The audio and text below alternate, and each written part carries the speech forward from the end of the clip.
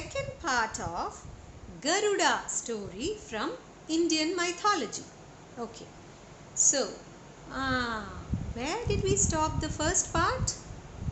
Yeah, I think Vinata's son took blessings from his mother before going on this important mission of taking the pot of nectar from heaven.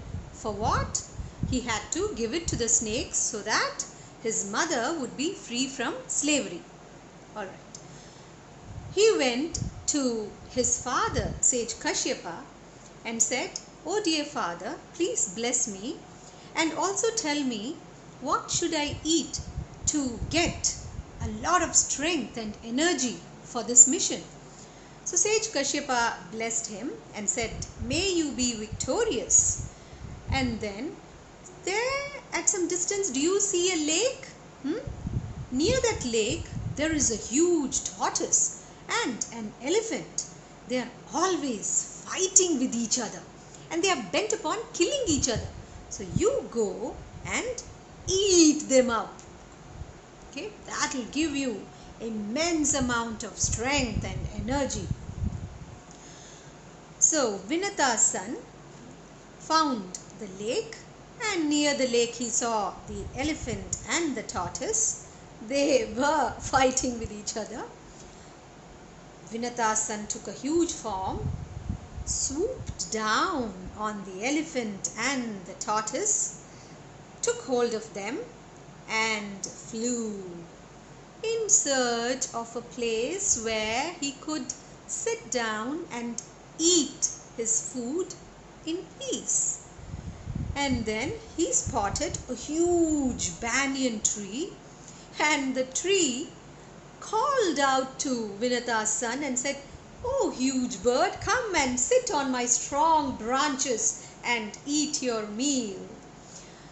So Vinata's son came down to the banyan tree, and as soon as he sat down on one of the branches, do you know what happened? The strong branch of the tree broke. And Vinata's son just noticed that the branch which had just broken had some rishis hanging upside down. They were meditating and they were hanging upside down from the branch. And Vinata's son immediately swooped down and with his beak caught hold of the branch, because his two claws, what was he holding? He was holding the elephant in one claw and the tortoise in the other claw. So his hands were not free. So with his huge beak, he caught hold of the branch before the branch could fall down. Okay, and then he flew to a safe place and gently put the branch down so that the rishis who were hanging were safe. The rishis were so pleased and they were amazed at Vinata's son's strength and speed with which he acted. So they blessed him and said, "From today you shall be known as Garuda." Yes, they were the ones who gave the name Garuda to Vinata's son. Do you know what it means? Garuda means someone who has a lot of strength and speed. Okay. Then Garuda sat down and ate the elephant and the tortoise, became so powerful, and then he flapped his wings and flew up towards the heaven. In the heaven, Indra was sitting with all his other devas, and suddenly the whole heaven started to tremble and so many bad omens appeared and he didn't know what to do. He went to his guru Brihaspati and asked, "Oh Guru, what is happening? What is the matter? Why is the whole heaven trembling?" So Guru Brihaspati said, "Oh Indra, now the huge and mighty Garuda is coming towards heaven. And do you know what he wants? He wants to take the pot of nectar from heaven, and he is fully capable of taking it. And then Indra said, "Oh, thank you, Guru." And then he went to all the Devas and said, "So that Garuda is coming here. We should not allow him to take the nectar from here. Come on, get ready for a huge fight." So he went to the place where the nectar was kept. There, how the nectar was protected? There was a huge rotating wheel with sharp edges, and in the center of the wheel was the pot of nectar, and surrounding the nectar and under the wheel were two snakes, poisonous snakes, guarding the nectar. And the whole wheel was surrounded by fire. A raging fire surrounded the wheel, and the wheel contained the pot of nectar in the center, which was guarded by two poisonous serpents. You got the picture? Okay. And this whole setup was surrounded by all the Devas. Okay? They were ready to fight, looking here and there. Where is this Garuda going to come from? And as Garuda approached, he flapped his wings so hard that so much dust came, and the Devas just could not see anything. There was so much dust. We can't see anything. And Indra said to Vayu, the wind god, he said, "Hey Vayu, blow the dust away so that we can see Garuda." So Vayu immediately took his breath in and blew some air, and all the dust was cleared, and they saw the huge Garuda coming. They started throwing arrows and maces and so many weapons at Garuda, and Garuda just brushed them aside. He laughed at all those weapons. Nothing could harm him. And then he swooped on the Devas and started. A huge fight broke out, and all the Devas said, "Oh my God! Oh, help us, save us! Oh, this huge bird!" Ooh. And they all started running helter-skelter. Then Garuda said, "Now let me see.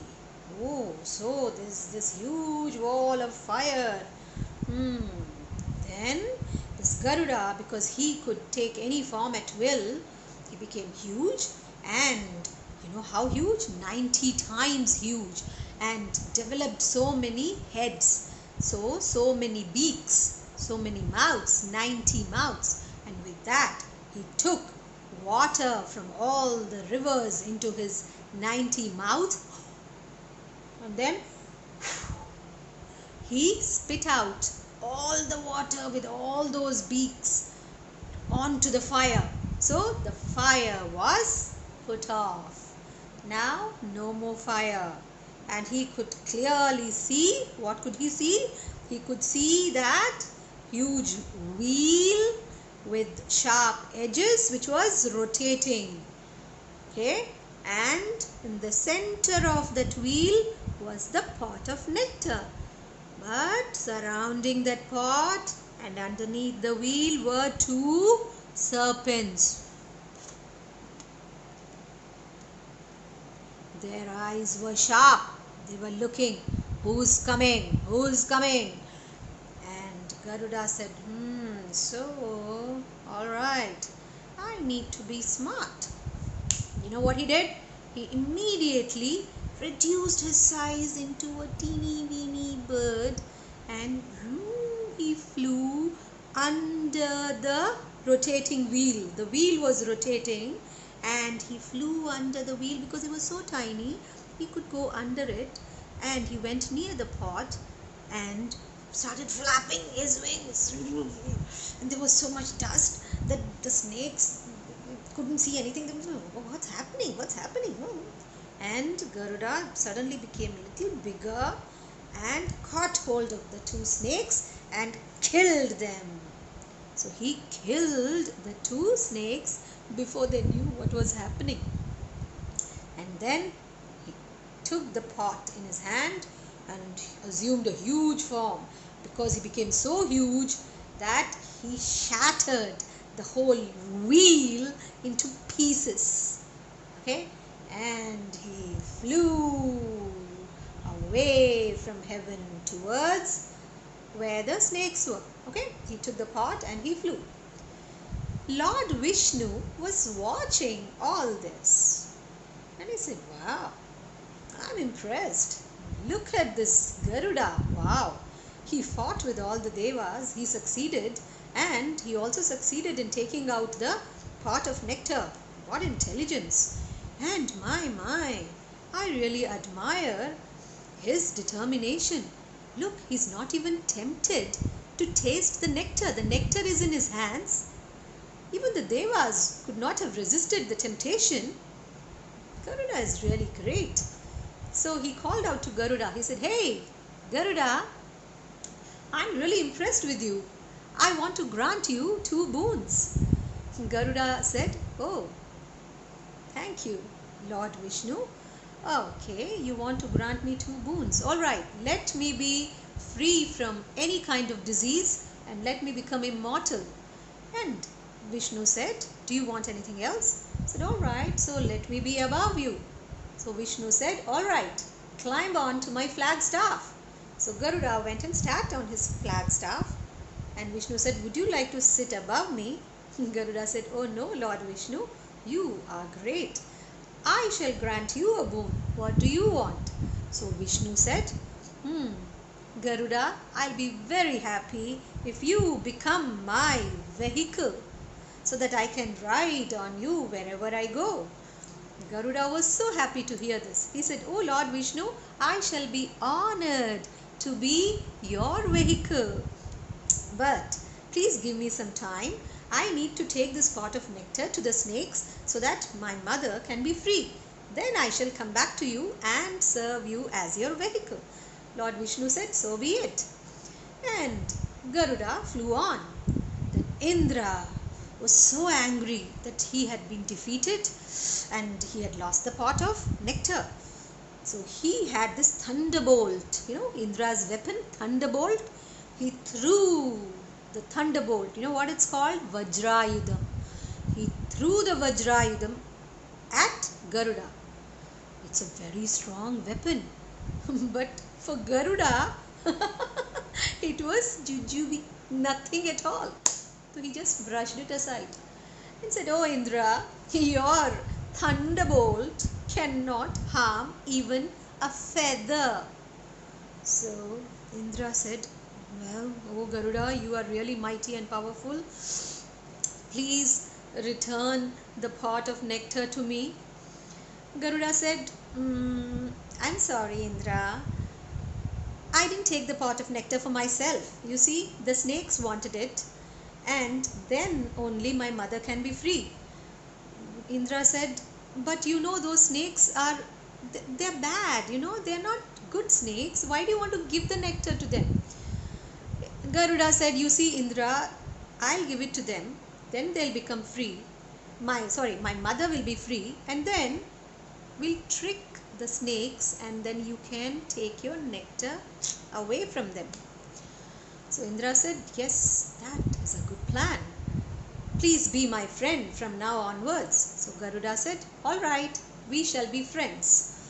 Indra said, "Oh Garuda, please tell me, how powerful are you? What is the extent of your power?"